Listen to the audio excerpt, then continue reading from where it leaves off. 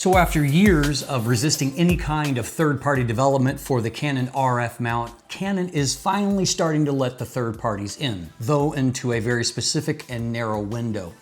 I lamented earlier this year when I did a review of the Canon R50 APS-C mirrorless camera that there was almost no decent options available for lens selection. Basically, all of the lenses were slow zooms with maximum apertures of f6.3 or 7.1.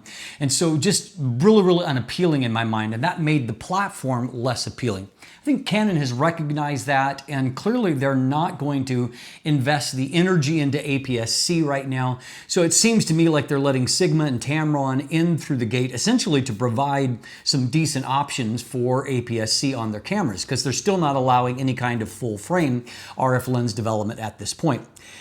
The good news is that the lens I'm looking at today, the Sigma 18-50mm F2.8 DN, it's a lens that I've looked at now. This is the third time. Previously, about 3 years ago, I reviewed it when it first came out to Sony E mount. Last year, when it came to Fuji X mount, I reviewed it there. And in fact, I liked it so much that I purchased one for myself. I find it an extremely useful lens. And I think on Canon RF, this is going to be maybe the most kind of broad appealing lens that is available for the platform now. This is a lens that has at least a weather sealing gasket at the lens mount, so it has some kind of weather sealing. It has a better build quality than the RFS lenses. It includes a lens hood. It has a constant aperture of maximum aperture of f2.8. It has very strong close-up performance, so it's a very versatile little lens, and it has, as I found, great autofocus on RF. So at a price tag of about $600 US, it's not necessarily cheap, but I do feel like this is a lens that has a lot of bang for the buck, and I think it should jump to the top of your list. We'll discover why right after a word from our sponsor. Today's episode is brought to you by Fantom Wallet, the minimalist modern wallet that is now even better with the new Fantom X that is crafted from aluminum right here in Canada. It is 22% smaller and 35% lighter, while still making it easy to access your cards and money when you need them, thanks to their unique fanning mechanism. You could even customize your wallet due to its modular design, with accessories like a money clip, cash holder, ID display, and even Chipolo and AirTag tracking integration. Visit store.fantomwallet.com to check out their unique sizes, styles, and finishes that span from aluminum to wood to carbon fiber, and use code Dustin15 for 15% off when you're ready to check out. Now, the first thing I want to talk about when it comes to the build and handling is that there is a slightly different zoom range in terms of the effective focal length here, because Canon's crop factor is 1.6 times, whereas Sony and Fuji have a 1.5 times crop factor. So while on Fuji or Sony, this was a 27 to 75 millimeter equivalent, full frame equivalent zoom range, here on Canon, it is a 29 to 80 millimeters. So not quite as wide, but a little bit longer. Still incredibly useful, though obviously not quite as wide as what we maybe would prefer it to be. Now, the size is very slightly different, and I did some direct comparison to the Fuji X-mount version that I have here. The primary thing that you're going to see is that because Canon's RF mount is so much bigger than either Sony E mount or Fuji X mount, the lens itself has a little bit different design, where it has a very abrupt flare to the actual lens mount. And so, whereas this lens is under 62 millimeters in diameter on Fuji or Sony, it is actually 68 millimeters, so over 6 millimeters wider to accommodate that flange for the wider lens mount. I actually found side by side that the length was just a hair shorter than the X mount version. So if the X mount measures in at about 76.8 millimeters, I would guess this to be something about like 75 millimeters in overall length. I also found that probably because of that extra diameter at the lens mount, it was very slightly heavier. So the Fuji version, 285 grams, 294 grams. This is on my scale for the Canon mount. So about a 10-gram difference between the two. So that is 10.37 ounces for those looking there. Now, other things remain the same. We have a 55mm front filter thread up front. The same basic elements are here. There's no extra features on there. There's the zoom ring, which by the way works really smoothly. It is very well damped. It has a premium feel to it that you're not going to find on those cheaper RFS lenses. And then it has got a focus ring here. Now I do find, because of the flare out, that the focus ring is a little bit more compromised, I would say, on the Canon RF mount. Because of that flare that is right behind that, I actually find that ergonomically, it's not a great ring to get at. My thumb feels like it's being pushed away a little bit by the flare out there near the lens mount. So as mentioned, no features, no switches, no buttons here. There is, however, a nice thick gasket at the lens mount. For whatever reason on Canon RF, I always find the gaskets are a little heavier duty, and that is the case here as well. As noted, it does include the hood, and the hood is very nice. Everything fits together very nicely. 7 rounded aperture blades inside. The zoom action is excellent. It doesn't have any tendency towards zoom creep. Very firmly damped, no wobble or anything. It just feels very nice in performance. Now, the build quality obviously is no better than what it was either on Sony or on Fuji, but because the competition is so different on Canon, it feels more premium in this space than what it did on Fuji, for example, where there are a wide variety of more premium options available there. One thing that remains an excellent strength for this lens is that it can focus very closely. On the wide end, it can focus as closely as right over 12 centimeters, and on the telephoto end, it can focus as closely as 30 centimeters. Now, on the telephoto end, you've got a useful but not incredible 0.20 times magnification. But if you do that on the wide end and you happen to be able to get in close enough to your subject to do this, you can get as high as 0.36 times magnification. Some kind of a compromise in between there gives you maybe a little bit less magnification, but a little bit better working distance. Either way, I have found in real world use, this is extremely useful. So overall, I'm really pleased by the handling here.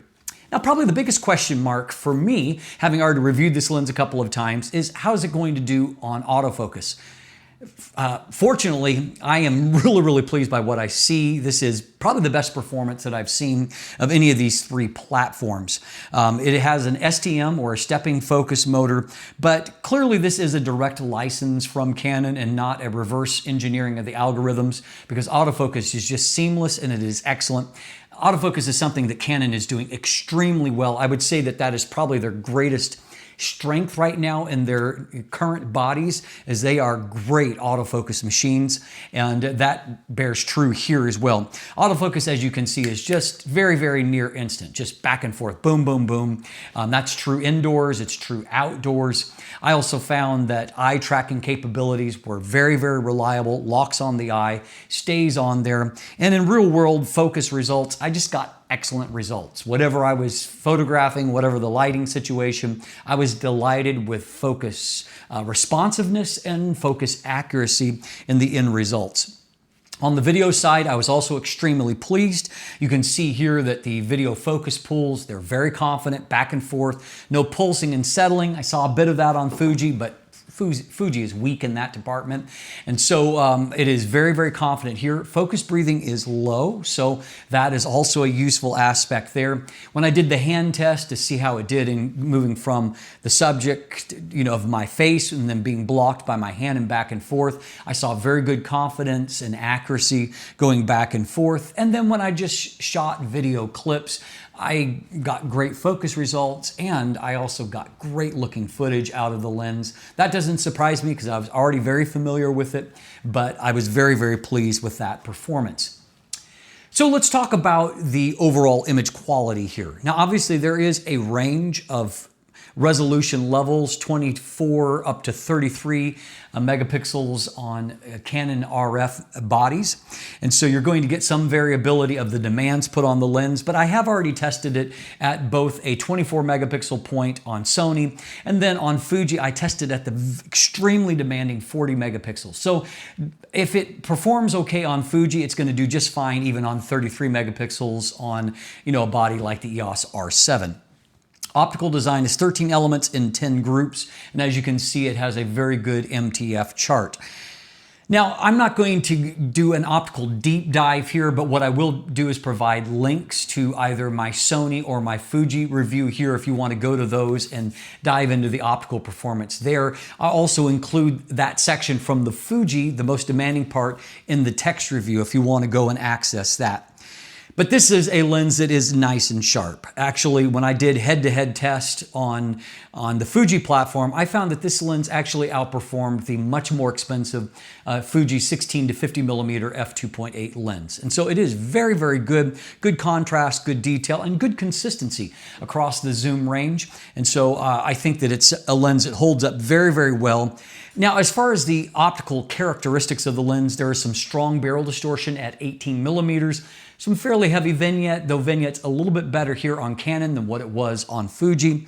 By the time you zoom into the 50mm position, that barrel distortion has become some pincushion distortion at 50 millimeters, though it's not particularly pronounced and fairly easy to correct there.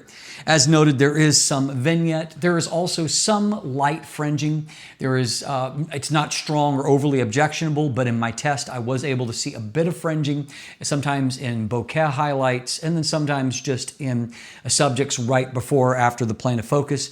Overall, very well controlled, however, and not a serious issue.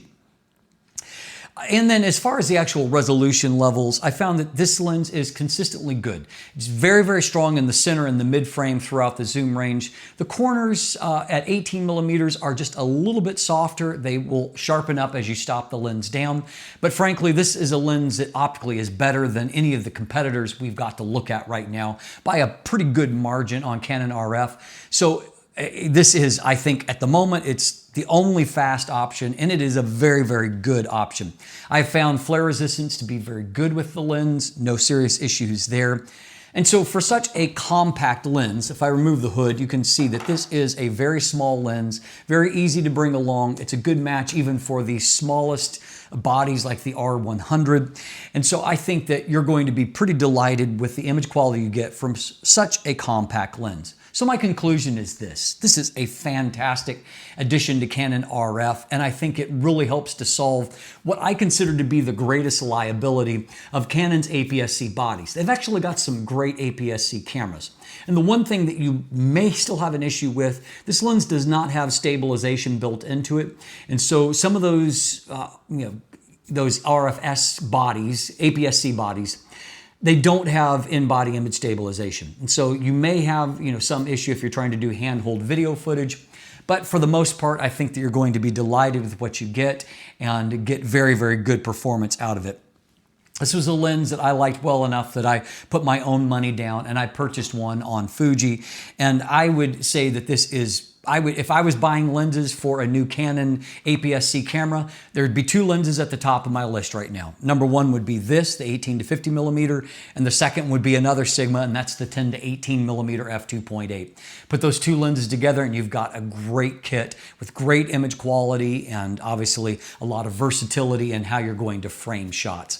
I hope that helps you, and I'm very, very pleased with how this lens has ported over to Canon RF, and hopefully we have the same kind of seamless experience someday when Canon opens up the protocols to the full frame RF mount as well. They've got some great cameras, and those cameras really deserve some Sigma, Tamron, Viltrox type lenses, Samyang lenses that help to fill that void in the kind of the medium category of very good lenses that aren't priced into the thousands of dollars.